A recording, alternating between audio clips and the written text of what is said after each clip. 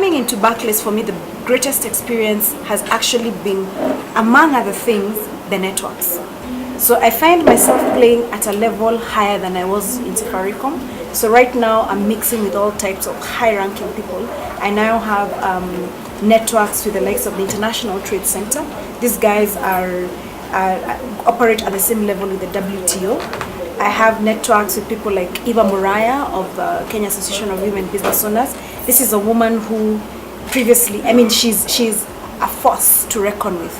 Now I count Shiro Idaka as one of my friends, in a manner of speaking. Shiro is the lady who was feted by the First Lady of the States. And to be honest, I hadn't thought about it that way. So this is a very eye-opening experience. And it's something I think about, but you're right, I've had it inside the triangle, like, okay, fine, it's expected. But if I'm to say the things that many things have happened for me, exposure and travel. I traveled more in my previous worlds as a journalist and in Safaricom. But the level at which I'm playing now, the networks that I have formed now, and of course a bit of the status. Working with Safaricom gives you quite some status. Working as a senior communications manager at Barclays gives you even higher status. That still surprises me even to now. For me personally, if I look at it, if I start from an individual point, from what we are calling monetary support and etc., there's been a great progress because I joined Barclays straight from university. And you can imagine if I joined Barclays straight from university, I had nothing. But at least now I can count what I have in terms of assets. Then after that, there's been the exposure in terms of travel. I've been fortunate to work in 3 or 4 countries, which is quite fortunate to have networks there.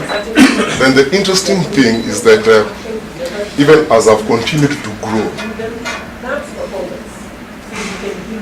somewhere along the way is that because of Barclays, I've been able to appreciate life, and somehow I've also been able to appreciate that there could be some God out there who is overseeing things and continues to bless us. So that's how I see my story. But isn't it amazing that Barclays is turning people to God? Mamma mia! Wow!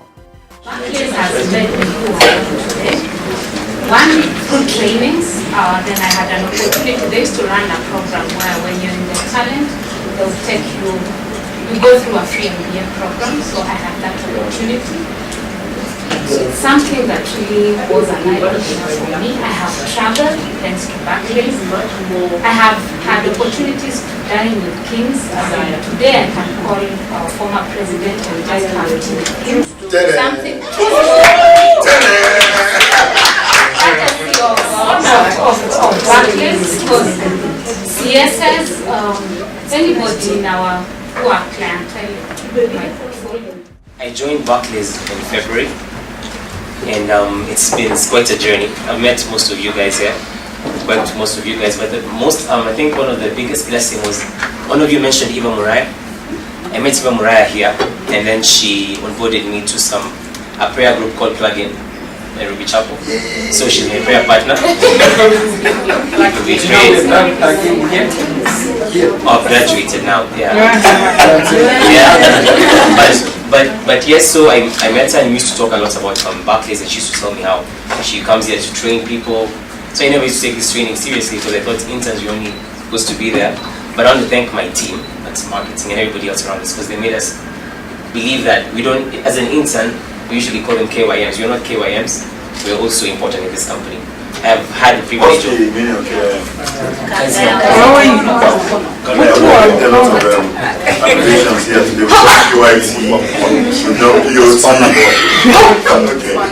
Alright, so I've had opportunities to work with a lot of branch managers here, prestige managers like Kobosi.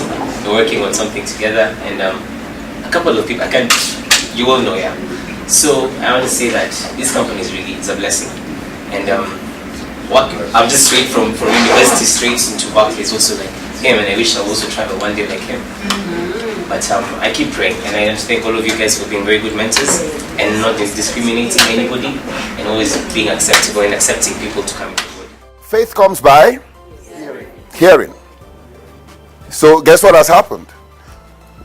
If we do not stop saying these stories, then we will always keep the faith alive.